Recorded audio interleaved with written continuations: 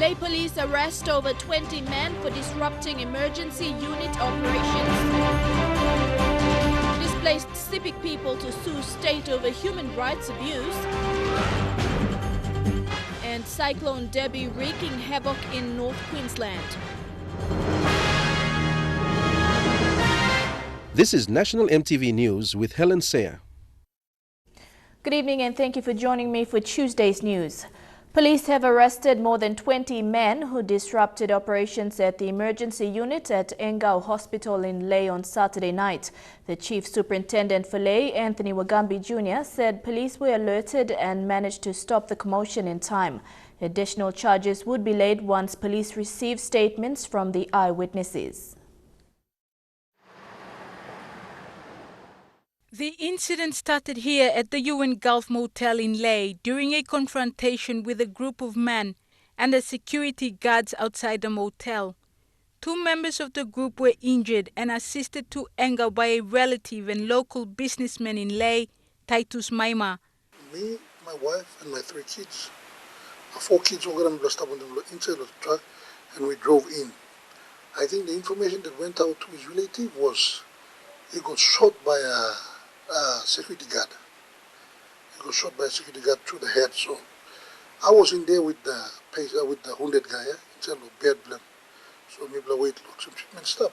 I think online where they came on scene, approached them, I think all coming, they were rowdy. So like a stampede all come rough, and all security shooting man kind of. So in doing so, all security and all security was running about. Reports of the incident were posted on Facebook, with businessman Titus Maima accused of disrupting the operations at Engau. However, police dispelled rumors on social media saying Maima assisted to stop the commotion caused by his relatives. Police have arrested all 20 men and are now in their custody. They will lay additional charges once they get statements from the hospital staff, patients and security guards on duty at Engau at the time of the incident. Chief Superintendent Anthony Wagambi Jr. says it is a serious matter and calls on the public to respect the hospital, patients and staff. Julie Badui Owa, National EMTV News, Lay. Parliament has been adjourned to 10 a.m. tomorrow due to no quorum. Less than a handful of MPs showed up, notably Lay MP Lujaya Koza and Central Governor Kila Hauda. Up for voting in this session of Parliament is the amendment bills to do with the nominations fee and security bond fee for the general elections. The postponement of LLG elections and the ICAC bill will get its first debate and vote.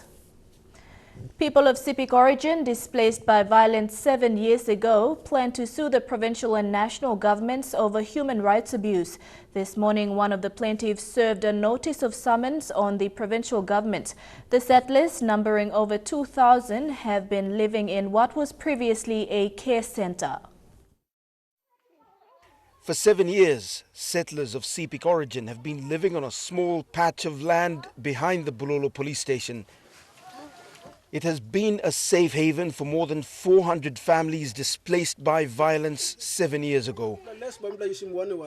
With no clean drinking water and no land to grow food, the situation is desperate. The settlers are 3rd and 4th generation. Their grandfathers were brought to work in the mines and the timber operations in the 1920s and 1930s. In 2010, disputes between the local Watut population and the Sepiks blew up in violence. The government attempted to repatriate them, but those attempts failed. This morning, Jack Kagius, one of the plaintiffs, served court documents on the provincial government, announcing the community's intention to sue the provincial and national governments over human rights abuse. We placed up 6 years, log care center, almost 7 years now, go along May 17th. And by 7 years. The Bulolo district has been working to find land to settle the people, but many say the process has taken too long. And now I'm a lawyer, but me play games, someone more come up, and share him someone. For now, the people will continue to live in squalid conditions, their futures still uncertain. Scott Waide, National EMTV News, Lay. For many communities in Papua New Guinea, the design of shelters are slowly beginning to change, incorporating elements of modern designs. However, many rural communities still build shelter according to their traditional designs. For one community on the west coast of Bougainville, the need for building shelters that can withstand the threats of disasters has become crucial, particularly given the increase in instances of disasters in recent years. On the west coast of Bougainville lies Torokina, a district that is only accessible by sea. Although the district has roads, these roads only connect villages within Torokina district, effectively isolating Torokina from the rest of Bougainville.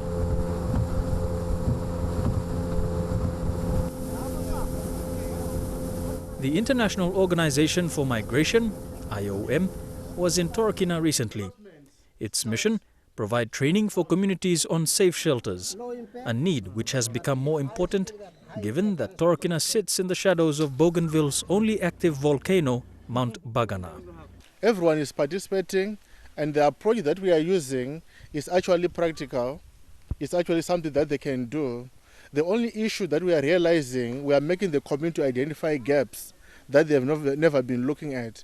For example, they have never done an inventory of shelter weakness in this whole community. They don't even know what are the weaknesses in their shelter that can actually make them to be exposed to multi-hazards that impact this area. So that on its own, it's a learning experience to the community to start to work on their action, to start to do preparedness. Important through long or lifelong people on community, especially long mama, pikinini, na even all youths. For Naomi Salvo, who lived through the last known volcanic eruption of Mount Bagana in the 1960s, the training being facilitated by IOM has come at the right time, given that this part of Bougainville has been on the receiving end of several natural disasters, including earthquakes, which have become all too common in this part of Bougainville. Mi prolo turanguya. Volcano sapos mi pairap. Mi presai poret. Bayu mi painim we ole sewanim. Because mi platu. Mi play no gatim car. Mi play no gatim when something belong run away. Talking mi prolo sem suppose time no guti come by all. This problem mano you play training mo ya. Or you can walk in more houses probably. Na mi play ama master. Meribatulo, National EMTV News. Two Papua New Guineans who accompanied Danish adventurer Thor Jensen in an attempt to circumnavigate the island of New Guinea in a canoe are now stranded in Indonesia. Brothers Sanakoli and Justin John from Milne Bay Province are in Fak with Thor Jensen, awaiting sponsorship funds promised by the Sundown Provincial Government. Jensen contacted EMTV via Facebook this afternoon, saying they were running out of supplies and can't pay for the final leg of their journey. The trio began the journey in PNG and crossed the border towards the end of last year using a traditional canoe. Jensen has sent out an appeal to the Sundown Provincial Government to pay the promised funds. Cyclone Debbie passed through parts of North Queensland with howling winds, rain and dangerous storm tides. Homes and boats were damaged and trees uprooted as Debbie's fury left a destructive path. Thousands were also left without power. But moving remarkably slowly, southwest at 6 to 9 kilometres an hour, prolonging the agony. Bowen, a coastal town of 10,000 people, slammed by 260 km/h winds. This was the roof of the bowling club, blown away like paper. 200 mils of rain in just an hour, massive seas. Hard to tell rain from sea spray, all of it horizontal. Trees torn from the ground, power lines down, 30,000 homes blacked out, phone service interrupted. Every scrap of debris potentially lethal. This from Sunrise's live coverage. Being ripped off, it flew into the air. And the noise, like jet engines or a speeding freight train. If you've wanted to know what 190 km/h winds look like, you are seeing them now. I can only really start to feel for those in those seaside communities. One saving grace, Debbie's arrival didn't coincide with the 10 a.m. high tide, but still a damaging storm surge. This yacht ripped from its moorings at Mackay, driven ashore and sunk. At Mackay Marina, waves breached the seawall, yachts and cruisers at risk. His boat was safely snugged up, but the rear awning was smashed against the pier. Lucky if that's the worst of it.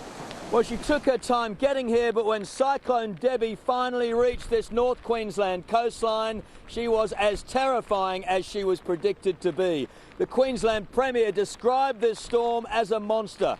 She was right. She is taking her time to cross the coast, but she is bringing with her a whole lot of might and a whole lot of fury. The strike zone for very destructive winds covered 200 kilometres from Bowen to Mackay, including Proserpine and Airlie Beach. Some 30,000 residents were urged to evacuate. Those who stayed were well aware of the risk, but did their best to stay safe. Those new to nature's fury were scared. And here's why. There we go. Another tree gives way. Old hands know the safest place is often the bathroom. All we can do is hope for the best and take all the precautions you can take, eh? This Bowen couple sheltered in their shop, safer than staying at home. We're only probably a metre above the high tide mark, and so we're a little bit worried about the house. Early on, some ventured outside. The dogs are outside, by the way. Is it going to be Category 5 before they're allowed in, is it? Yeah, when it spins around, they can go in the garage. But within hours, this was no laughing matter. Hopefully it's not going to get much better. The effects of tropical cyclone Debbie has prompted a renewed strong wind warning by the PNG Weather Office. The strong wind warning is for all coastal waters of southern PNG Indonesian border through Torres Strait and Daru. The day's other stories after the break. Stay with us.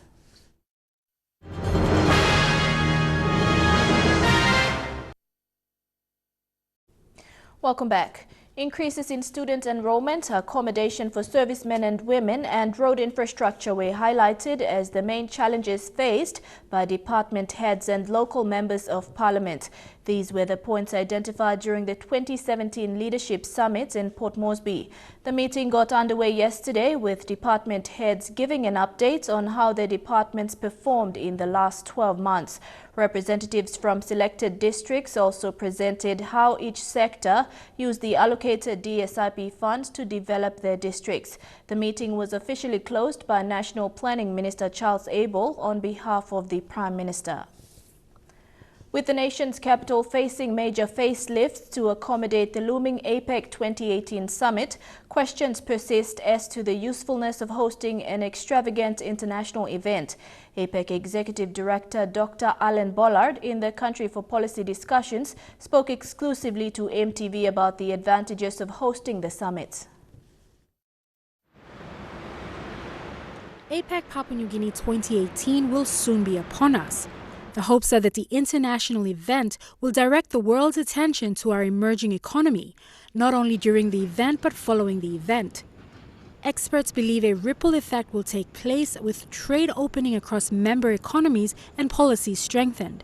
But what does this all mean to the average Papua New Guinean? Besides the obvious transformation Port Moresby is currently facing, how do the benefits of the annual event trickle down to the taxpayers? APEC Executive Director Dr. Alan Bollard had this to say about these concerns. It's a big exercise. It does take a lot of resources. It isn't going to suddenly transform Papua New Guinea, of course. It's just not like that. But on the other hand, it's not like an Olympic Games either, where there's a lot of infrastructure and then nothing much happens. It's going to expose Papua New Guinea to the whole region. It's going to have leaders from the whole region coming here and a lot of ministers and officials and senior business people as well. So there will be other spin-offs. There will be investment takes place, there'll be tourism takes place. It won't happen all at once, it'll happen over the next decade. The question which remains is Papua New Guinea APEC ready? And if so, what does being APEC ready entail? To be APEC ready means that you've put a lot of work into the sorts of things that APEC will be talking about and working on during the Papua New Guinea year, which incidentally starts at the end of this year, not next year, so we're already almost there. And at the same time, also ensuring the infrastructure is available, the security is all there and so on. Papua New Guinea and I guess our 2018 ambition to host It's an opportunity for Papua New Guinea to actually work through and lead in some of the policy discussions. So we need to be able to balance the interest of larger economies like the US, Japan, with some of our own specific interests. APEC PNG 2018 is the year-long hosting of Asia-Pacific Economic Cooperation meetings in PNG, which will culminate with the APEC Economic Leaders meeting in Port Moresby. Leon Jurari, National EMTV News. Police officers conducting route marches is not a usual sight for Port Moresby residents, but this morning about 150 police officers in the Central Command conducted a route march from the Gerahu roundabout in Port Moresby to Laloki in the Central Province. The event attracted over 200 NCD residents.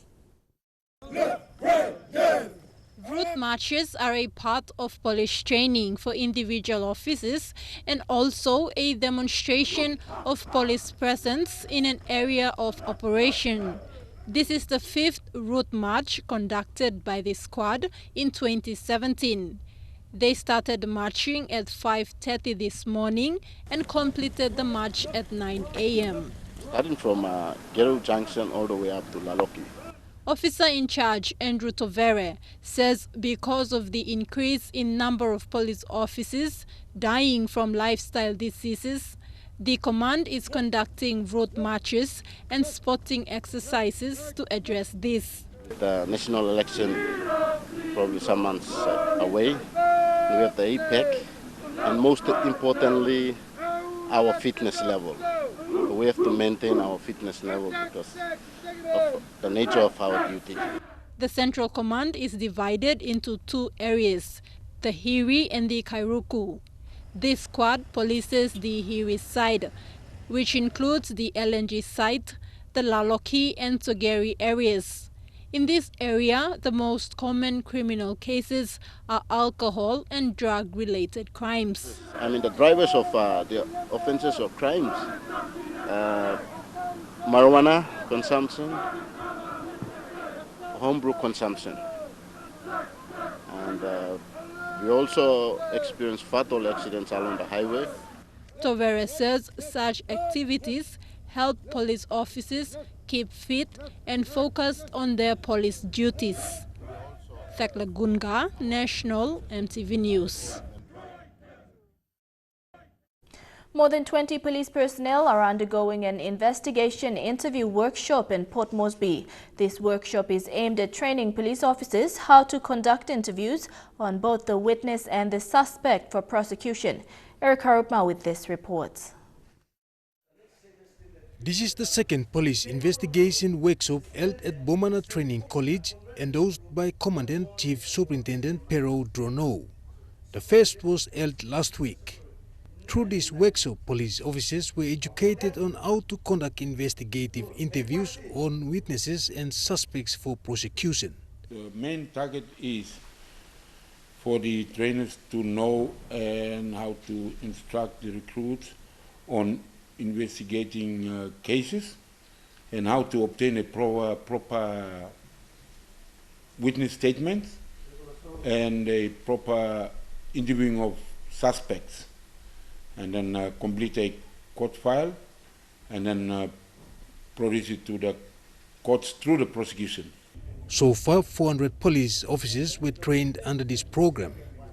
Program facilitator, Senior Inspector Joseph Koi said this program is recognized worldwide and has proven to be an important tool in filing prosecutions. He added that this training is also applicable to other government organizations like Fisheries and the Internal Revenue Commission, which deals with investigations. They can get through the office of the training commandant, Mr. Pero, where he gives us a blessing to attend to their queries of training. This program will run for 2 weeks. Eric Arupma, National EMTV News. One tribe in the Kerawagi district of Simbu province says it is still waiting for over 1 million kina in cash, a payment its lawyer was supposed to have given to the tribe. The money is a national court order issued by Justice Ambenkanda Kasi in 2015. The order directs the Bank of Papua New Guinea to pay the tribesmen over 1 million kina for damages and abuse of constitutional rights by police and correctional officers in 2000. The tribe's spokesperson Kaigo Makinem said BPNG had raised 2 separate checks totaling 1.8 million kina. The money was deposited into Kuman Lawyers Trust account, but the money was never paid to the locals. The law firm has been contacted and is yet to provide a response.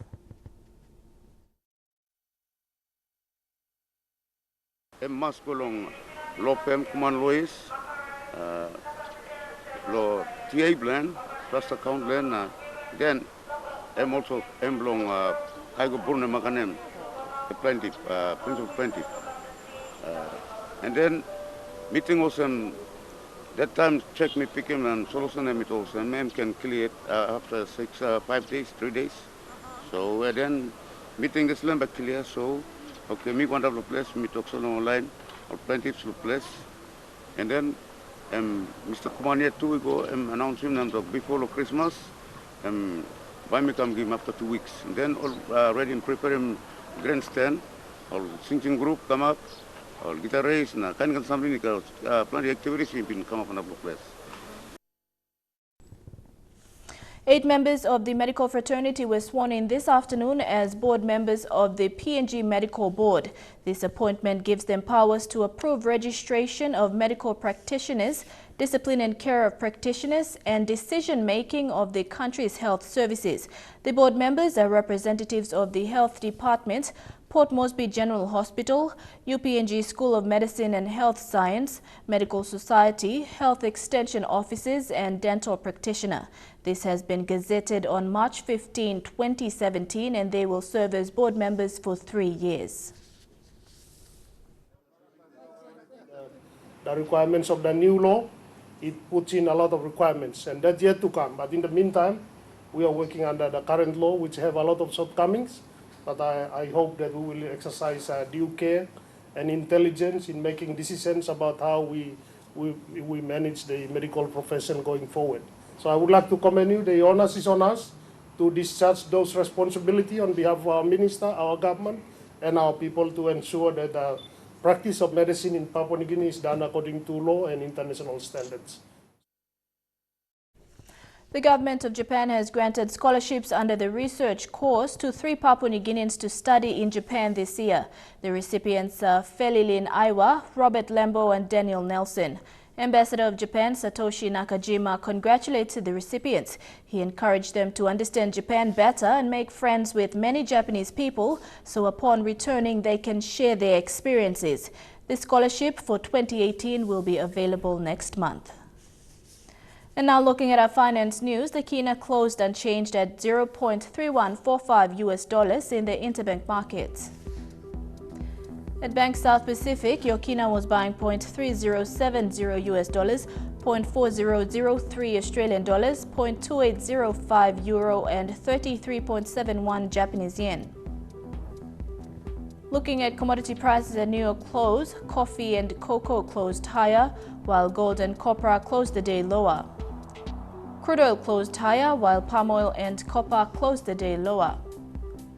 And on the stock market, the Dow Jones closed at 45.74 points lower, the ASX closed at 74.54 points higher, and the All Ordinaries closed at 71.18 points higher. Stories making headlines overseas and more on Cyclone Debbie when we return. Stay tuned.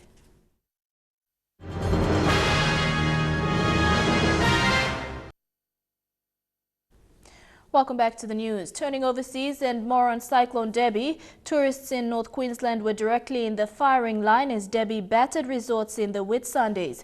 Guests had no choice but to shelter in their rooms during a holiday experience they will never forget. When she finally arrived, Debbie delivered. As 263 km/h winds roared across the Whitsunday Islands. And it was a monster. Tourists trapped on Hamilton Island thought they were ready. This is where we're bunkered down. But nothing could prepare them for this holiday hell.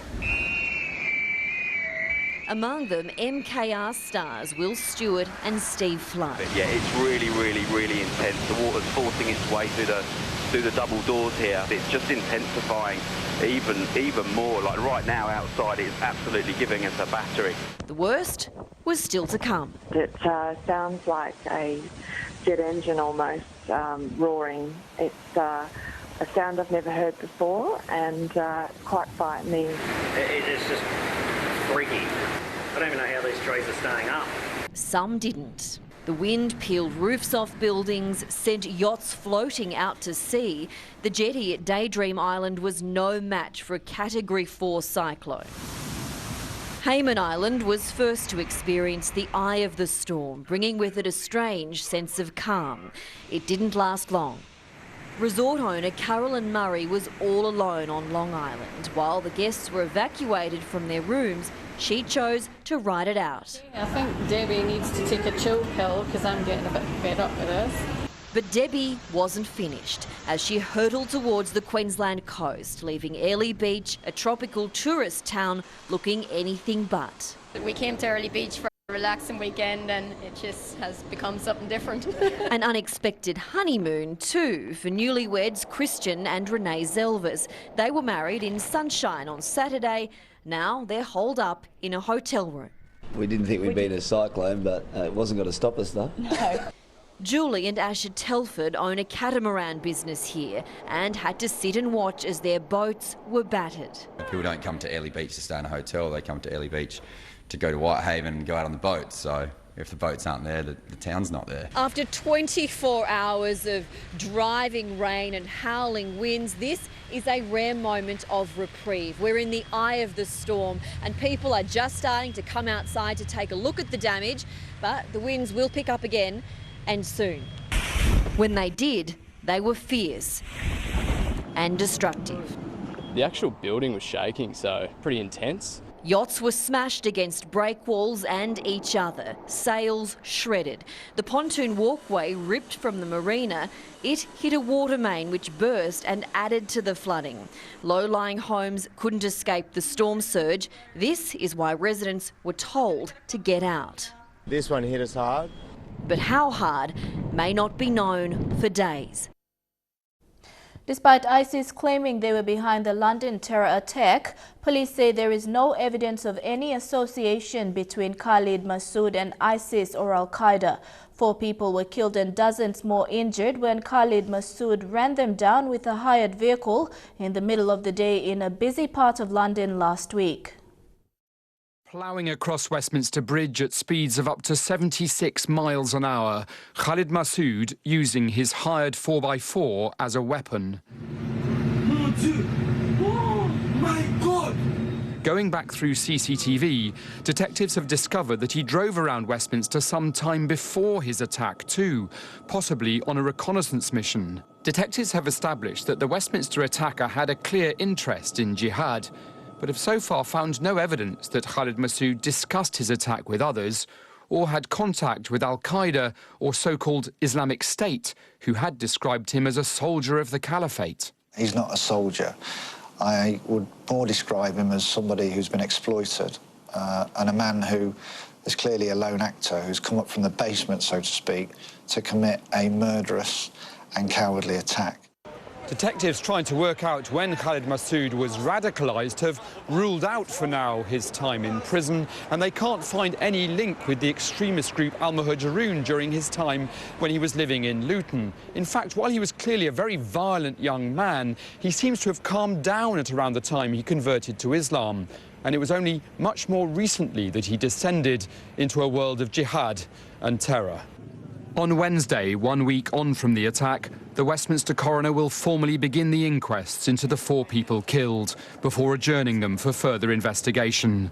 On Thursday, she'll do the same for the man who murdered them, Khalid Masood. Meanwhile, the mother of Khalid Masood said she is saddened and shocked by his actions. She condemned his actions and sent sympathies to the families of those affected. We'll continue to leave flowers here outside the gates of Westminster, not far from where policeman Keith Palmer was murdered by Khalid Masood. And his mother, Janet Ajao, released a statement today saying that she is shocked and saddened and numbed by his actions. She said she had shed many tears for the people caught up in this horrendous incident, and she said she wished to make it absolutely clear so there can be no doubt, I do not condone his actions nor support the beliefs he held that led him to committing this atrocity. She then went on to thank family and friends for their love and support during this time. The Pentagon says it's placing the highest priority on investigating claims the U.S.-led strikes killed hundreds of civilians in Mosul. Thousands of civilians are still at risk in the Iraqi town. This is the Iraqi solution to an offensive that's stalled over the last week or so. Attack again.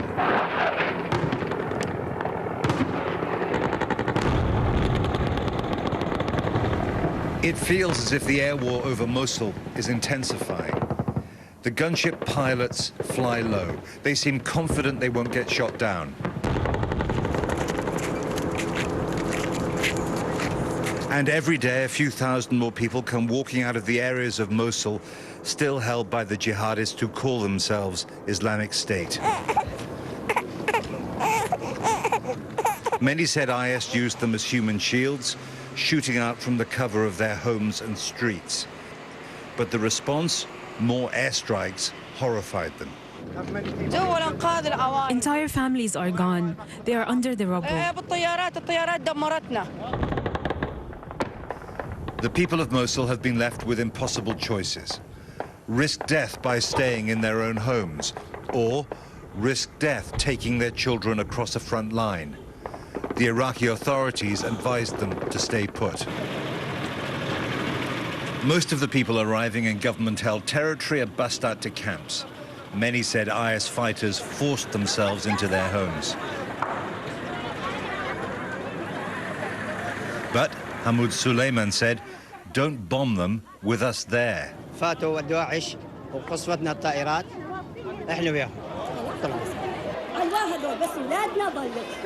9 of Muna Fati's family were killed in the big raid on the 17th. She said she wasn't escaping the jihadists, but airstrikes that used tons of bombs on a single sniper. Iraq has been shattered by the years of war and sectarian conflict that followed the US and British invasion. Even when this war against IS is over, it might be too late to put this country back together. Chukai Sports is next. Details after the break.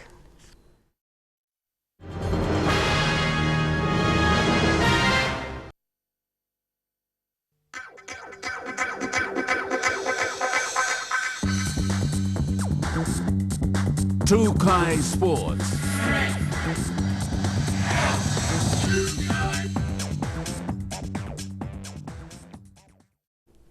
Welcome to Chukai Sports. In athletics, 21-year-old USA-based PNG athlete Adrian Monagi says the pressure is on now that the 2018 Commonwealth Games is just around the corner, as well as the Mini Pacific Games.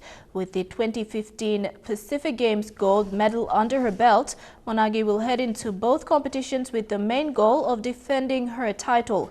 Early this month, she outperformed her previous record of 5,192nd in the Florida Nationals with 5,221st. The points she collected were from the 100-meter hurdles, high jump, javelin and long jump. The young lass says she is working towards huge marks in at least 7 events to improve her points further. She adds she has to be competitive enough to compete against the best.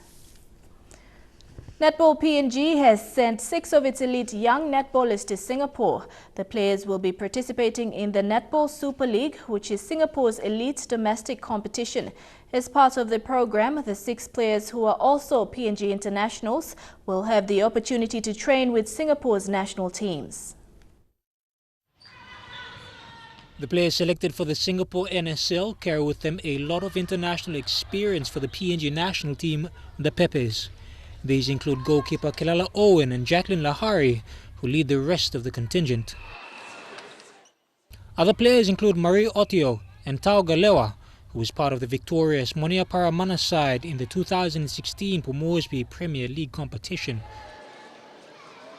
Those 4 players aside, the youngest members of the travelling group include Jepet Tulapi, who led the Junior Peppers on a 2-match back-to-back winning streak over Singapore's youth side. The youngest member of the side, Shana Dringo, was also part of the PNG Under-21 squad that took part in the World Youth Junior Championship qualifiers in Auckland in September last year. All 6 women, however, have had experience in the Nations Cup, and for them, Singapore will not be altogether different in terms of standards compared to Papua New Guinea. 3 Premier League netball clubs will take on the Papua New Guineans: the Magic Marlins, Fia Orcas and SRC Barracudas. The competition began on the 4th of March and ends on the 29th of April. Jeremy Mogi, National TV Sports. David Brown's controversial send-off in the recent OFC FIFA qualifiers between PNG and Tahiti has been appealed by PNG Football Association.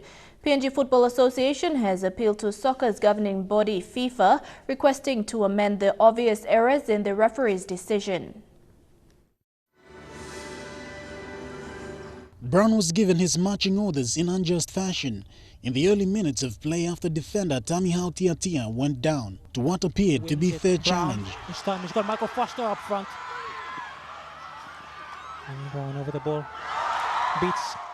In a media release, PNGFA stated that FIFA had received the letter, but it will refrain from reviewing the decisions taken by referee, and the case will be dealt with by FIFA Disciplinary Committee on April 20th. However, the decision from the referee is final, pending the FIFA Disciplinary Committee meeting. It's a straight red card. And it's a straight red card to midfielder David Brown. Technically, it won't be possible to change the results of the match, but we're asking if, for them to consider removing of the red card so that the player can be cleared to play in the next match. This decision leaves Brown 1-match ban, but will be available in the match against Solomon Islands on April 5th in PNG's away match in Solomon Islands. And the home crowd not too happy. In fact, the men in red... The red can be removed totally because of the incident, because the incident was caused about 5 minutes prior to the calling of the referee. Shane Soroya, National EMTV Sports. The couples will be keen to come back hard and fast in tomorrow's return leg of the OFC qualifiers in Papeete, Tahiti. Lay City Dwellers captain Raymond Gunemba will make his international return after serving a suspension in the first leg. Gunemba's speed and ability to combine with Nigel Dabinyaba on attack will be difficult for Tahiti to contain. Dabinyaba and skipper Michael Foster are not suspended for the return match in Papeete. Both men received second yellow cards, but the accumulated cautions did not count as all single cautions were wiped following the OFC Nations Cup. The Spanish national football team gathered in Paris in preparation for a friendly match against France. Both sides go into the game full of confidence after World Cup qualifying victories at the weekend. Spain strolled to a 4-1 win at home to Israel, while France won 3-1 in Luxembourg. The last time the two sides met was also in a friendly in Paris, with France running out 1-0 winners on that occasion. Antoine es un grandísimo futbolista, yo creo que viene haciendo unos años a un nivel espectacular, no solo con su selección, sino con su equipo, el Atlético de Madrid, y bueno, como compañero de profesión le deseo lo mejor, menos cuando juega contra nosotros, ¿no? Tanto mañana con la selección como la semana que viene que nos toca el derbi, ¿no? En ese aspecto me parece un chaval majo, un chaval simpático, alegre y hace que nuestro fútbol mejore por estar en nuestra liga. Trukai Sports continues after the break. Don't go away.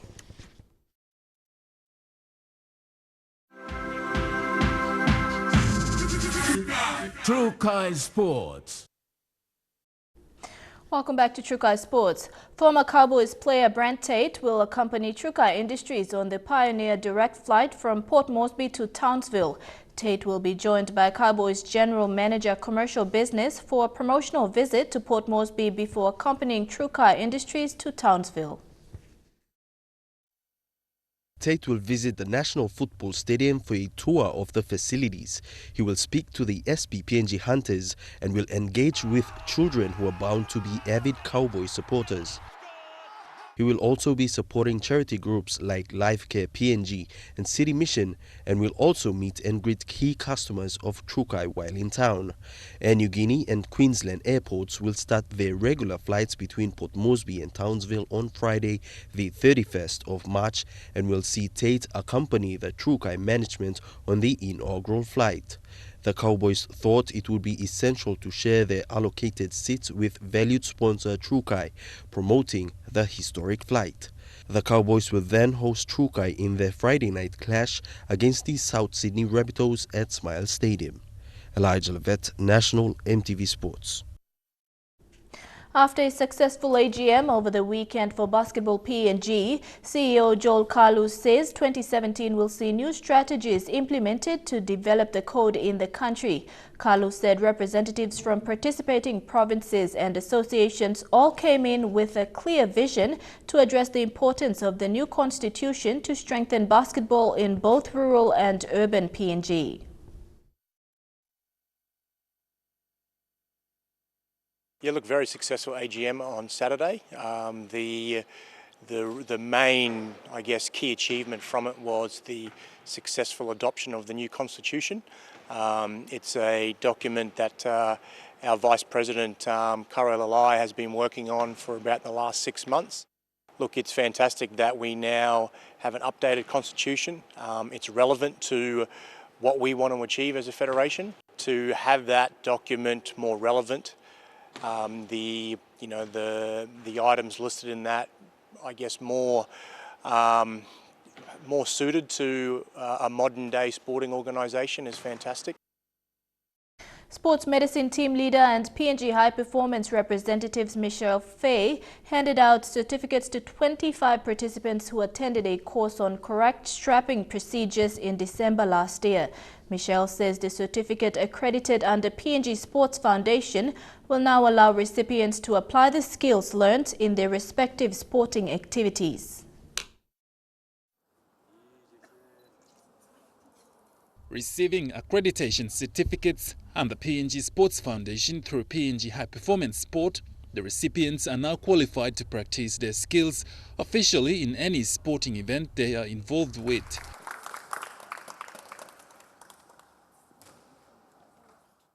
From the 25 receivers, only one was from Bougainville. Team leader Michelle Fay said courses as such will continue to be rolled out around the country.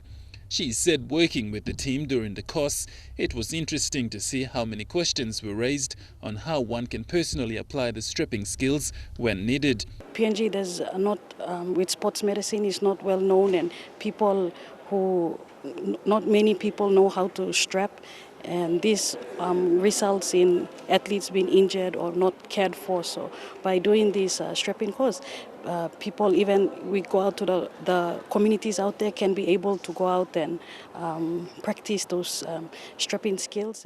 Qualifications are now official for the receivers of the accreditations. This will provide an opportunity not just for the personal gain, but also help their community sporting association or groups, which can help with injury management and how to prevent athletes from injuries. With going through the course with this lot of participants, most of the participants that were in it were mostly athletes and also coaches. Pacific Games gold medalist for the sport of karate, Nigel Bana, says learning the skills of strapping will help him and his fellow athletes immensely, and most importantly, how to avoid injuries. It provides us with a basic education that we need. For example, as an athlete, it's whenever I have injuries regarding the ankle or the knee or the shoulders, I know how to strap myself. Or sometimes, like when we are out and one of my team members are injured, at least I can apply the knowledge or the skills to strap him or her. Registration for the next strapping course is open until Friday before the next course this Saturday at the Aquatic Centre. Godwin Eki, National EMTV Sports. The practice 50 overs match between the Hebo PNG Barramundis and United Arab Emirates Team A saw the PNG side defeated by 2 wickets yesterday. The Barras were bowled out for just 120 runs in less than 40 overs. Batting first, the Barramundis' top order was quickly dismissed, including the middle order with just 21 runs to their name. Despite Asad Vala, Tony Ura and Legas Siaka making double figures each, it was not enough to accumulate to a greater target for their opponent. In the second inning, the home side got a taste of their own medicine when the Barras through Alenau and Willie Guevara reduced their batting strength by 4. But a successful lower-order partnership saw the home side bring the win home by 2 wickets. The Barramundis will face Yorkshire for one last practice match before they play the main game starting this Friday. Dini Rose Raiko, National EMTV Sports. And that ends Chukai Sports. The weather details when we come back. Chukai Sports.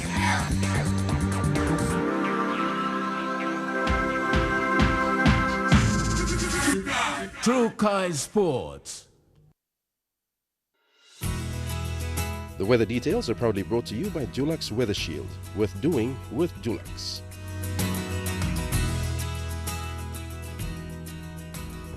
Weather forecast for tonight and tomorrow in the southern region. Cloudy with chances of a shower or two in Port Moresby. Partly cloudy with afternoon showers developing in Daru. Cloudy with some showers in Kerma, mostly fine in Alotau, and cloudy with occasional showers and thunderstorms in Popondetta. In the Mamase region, cloudy with some showers in Lae, and cloudy with some showers and possible thunderstorms in Medang, Wewak and Vanimo. In the New Guinea Islands region, cloudy with occasional rain showers in Lorengau, cloudy with some showers occurring in Kavieng, Kokopo, Rabaul and Kimbe, and partly cloudy with chances of a shower or two in Buka. And in the Highlands region, cloudy with some rain showers and early morning fog in all centres. Strong wind warning current for coastal waters of southern PNG-Indonesian border through Torres Strait and Daru to Kiwai Island to Kerma to Yule Island to Hood Point. Strong northwest winds of 25 to 34 knots are expected to continue for the next 18 to 24 hours, causing rough seas and high wind waves.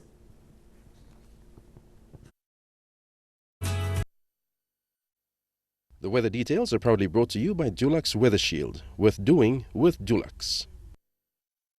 And that's been the news, sports and weather for the 28th of March 2017. On behalf of the entire EMTV News team, pleasant viewing. Good night.